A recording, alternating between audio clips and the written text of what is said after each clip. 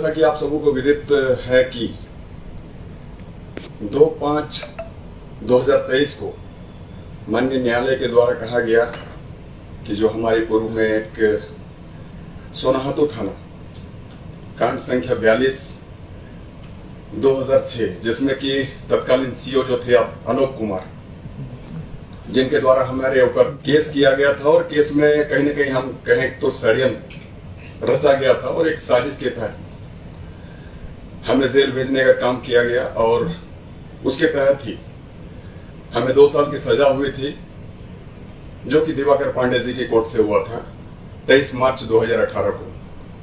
और साजिश मैं इसलिए कहता हूं, षड्यंत्र मैं इसलिए कहता हूं क्योंकि उस वक्त जो तत्कालीन सीओ के द्वारा अपना सबमिशन था एफआईआर में, जो उन्होंने अपनी बातों का जिक्र किया, उसमें कहा गया था कि अमित के द्वारा जान मारने की धमकी दी गई, जान मारने की नीयत से गले में रस्सी का फंदा डालकर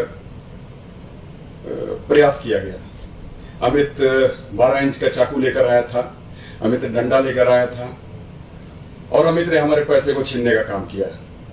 हम आपको थोड़ा सा इस घटना का जिक्र करते हैं, जो कि हमारे कोर्ट में जो मामले चले और हमारे कोर्ट में जो दर्शाए गए, जब्ती सूची से जो प्राप्त हुआ, जब्ती सूची में पता चला कि ये 2006 की घटना थी और 2006 की घटना जब आप जानते हैं तो फिर 2007 का नोट, ये जो मामला आया 2007 का नोट मिला जब्ती सूची से। अगर 2006 की घटना थी तो 2006 या 2006 से पहले की नोट बरामदगी होनी चाहिए थी, जब्ती सूची में आने चाहिए थे। और दूसरी बात है, जब उन्होंने कहा कि अमित चाकू लेकर आया था तो 12 इंच का चाकू जो कि लिखा गया था एफआईआर में, जबकि वहां मिला 6 इंच का चाकू और वो भी नया चाकू। और फिर डंडे भी जो लाए गए थे, हम तो कहेंगे कि सारे के सारे डंडे एक साइज के थे और जो कि खरीदे गए थे, उनकी गांठों में हरापन था। तो ये सारी चीजें थी और वीडियो के माध्यम से कहा गया कि मैंने उस घटना को स्वयं देखा, प्रत्यक्षदर्शी था, परंतु उस दिन वो वीडियो साहब जो डांग जी थे, तत्कालीन वीडियो, वो डीआरडीए के बैठक में शामिल थे। तो ये तमाम चीजों को देखते हुए एक बार तो कहीं ना कहीं जज ने कह दिया था, दिवाकर पांडे जी ने, कि ये केस ही उलट गया। उस वक्त मैं था कोर्ट में, परंतु शायद जज साहब को ये लगा होगा कि कहीं ना कहीं मैं दोषी हूं, इसलिए मुझे 2 साल की सजा दी गई और हमारी विधायकी चली गई थी 23 मार्च 2018। उसके आलोक में हमने अपील कर रखा था हाईकोर्ट में और ये हाईकोर्ट से 2/5/2023 को मुझे थोड़ी सी रिलीफ मिली और जो 2 साल की सजा थी उस सजा को घटाकर 1 साल में तब्दील किया गया। तो उस निमित्त मुझे जेल जाना है। न्यायालय का सम्मान मैं करता हूं, सदैव करता आ रहा हूं। और एक जो दूसरा मामला था कि 3 अगस्त 2022 को हम लोगों ने विधानसभा घेराव का कार्यक्रम रखा था पार्टी की ओर से, खतियान झारखंडी पार्टी की ओर से। और उस घेराव का एकमात्र मकसद था खतियान के आधार पर स्थान नीति बने, खतियान के आधार पर नियोजन नीति बने। और उसी निमित्त हमारा घेराव कार्यक्रम था। पूरी तरीके से लोकतांत्रिक तरीके से शांति व्यवस्था को कायम रखते हुए इस घेराव कार्यक्रम का हम लोगों ने हिस्सा बनने का काम किया। लेकिन कहीं ना कहीं सरकार की मंशा क्लियर नहीं थी, साफ नहीं थी। उनकी मानसिकता, गलत मानसिकता के कारण हमारे ऊपर सरकार की ओर से केस किया गया। और केस करने के बाद में जो हमारे सिविल कोर्ट और हाई कोर्ट में जो हम लोगों ने बेल की अपील की, तो हाई कोर्ट से भी हमें बेल नहीं मिला, सिविल कोर्ट से नहीं मिला। और हाई कोर्ट से ये निर्देश दिया गया कि आप समर्पण करें, उसके बाद ही आपको बेल मिलेगा। तो उसके निमित्त भी हम लोग जेल जाने का काम करेंगे। तो आज का दिन बंधुओं, मैं आप लोगों को इसलिए आमंत्रित किया हूं कि आज मैं समर्पण कर रहा हूं और इन दोनों जो न्यायालय की जो फैसले आए हैं उस फैसले का मैं सम्मान करता हूं।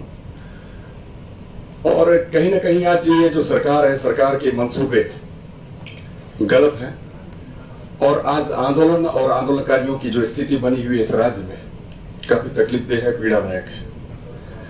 हमारे यहाँ जो भी हक हकूक की बातें करने वाले व्यक्ति हैं, जो भी आंदोलनकारी साथी हैं या फिर पहले भी रहे हैं, उनके साथ नाइंसाफी हुई है। सदियों से यही होता चला आया है, वर्षों से यही होता चला आया है। और वर्तमान समय में जो सरकार जो हमेशा ही कहती रही है कि हम माटी की पार्टी है, उसके जरिए भी यही किया जा रहा है। ये तो हमेशा ही कहते थे कि आंदोलनकारियों को हम सम्मान देते हैं, चाहे झारखंड हो या फिर झारखंड हित में जो लड़ता हो।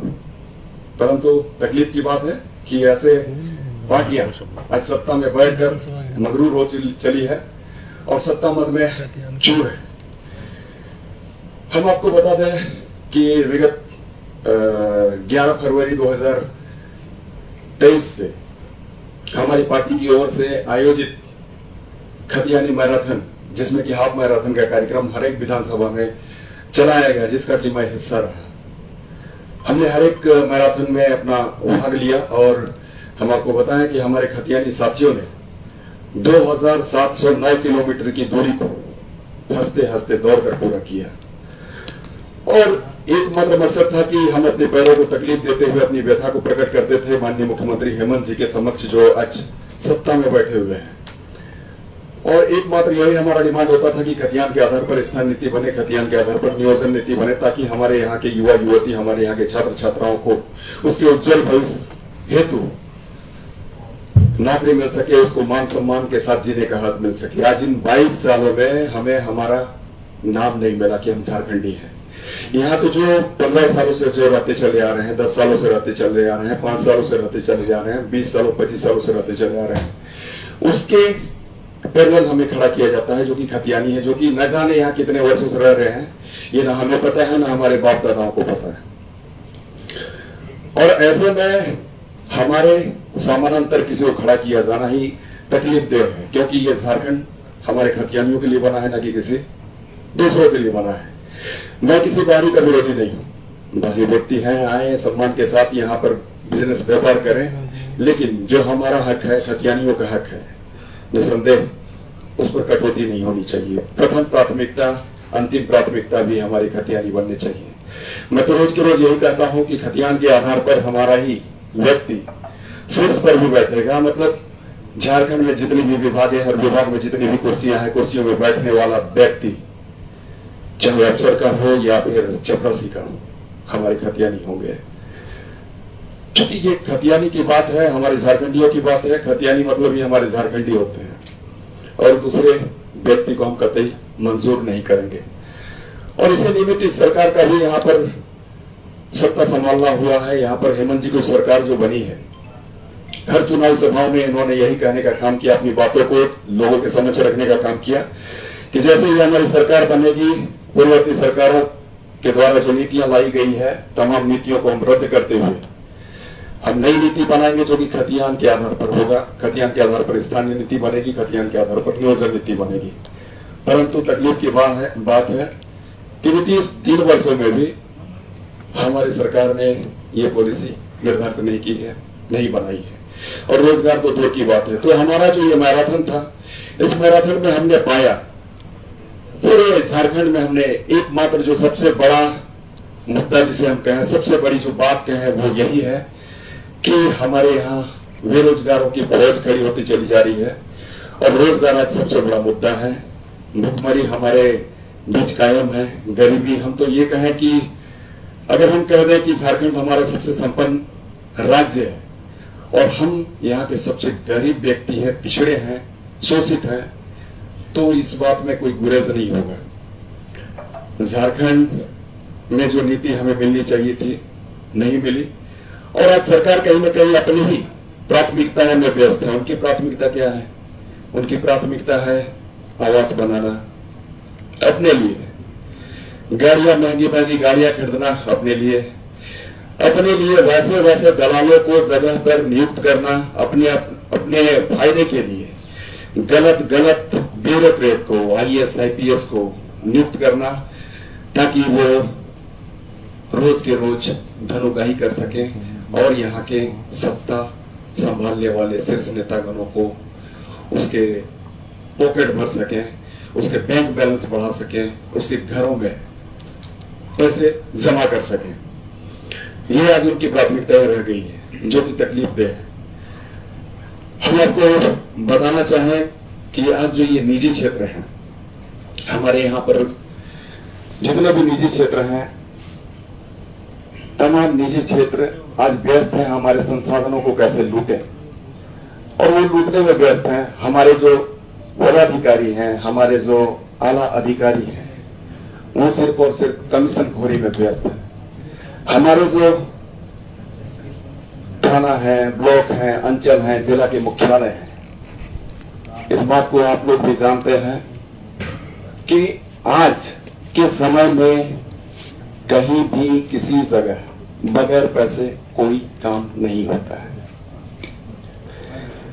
और इन सारी चीजों पर शिकंजा कसने की सरकार आवश्यकता महसूस नहीं करती है, क्योंकि सरकार इन सारे कारनामों में लिप्त है।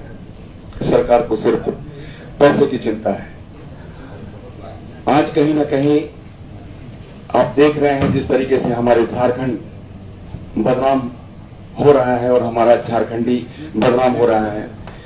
हम तो कहेंगे ये जो प्रवर्तन निदेशालय है, ईडी, ये रोज की रोज नए नए खुलासे कर रहे हैं। आज किसी अफसर को जेल हो रहा है, कल किसी अफसर को जेल हो रहा है। पूजा सिंघल, छवि रंजन, वीरेंद्र राम जैसे लोग जा रहे हैं। जो दलाल वर्ग हैं, प्रेम प्रकाश, पंकज मिश्रा, विशाल चौधरी, ऐसे लोग रोज के रोज जेल जा रहे हैं और न जाने कितने लोग कतार में खड़े। आने वाले दिनों में आप देखेंगे कैसे हमारे यहाँ के नेता, ब्यूरोक्रेट और भी लोग जेल की कालकोठरियों में जाएंगे। तो ये तकलीफ देह है, इस वास्ते हमारा झारखंड अलग नहीं हुआ था। और हम आपको बताएं कि जो आउटसोर्सिंग के साथ हमारे झारखंड में खेल खेला जा रहा है, तकरीबन 6 से 7 लाख आउटसोर्सिंग वर्कर हमारे यहाँ पर आ गए हैं। और ये तमाम ऐसे लोग हैं जो कि योग्यता, जो कि अपनी अहर्ता को पूरा भी नहीं करते हैं, और वो किसी न किसी तरीके से अपना सर्टिफिकेट प्रस्तुत करके हमारे इस राज्य में नौकरी कर रहे हैं। और इस नौकरी में ठेकेदार शामिल है, हमारे यहाँ की सरकार शामिल है। अगर किसी को 23,000 की नौकरी चाहिए, हम तो कहेंगे स्वास्थ्य विभाग में ये सारा खेल खेला जा रहा है। और जो दूसरे विभाग है तो 23,000 25,000 की नौकरी में महज उसे 13,000 रुपये दिए जा रहे हैं।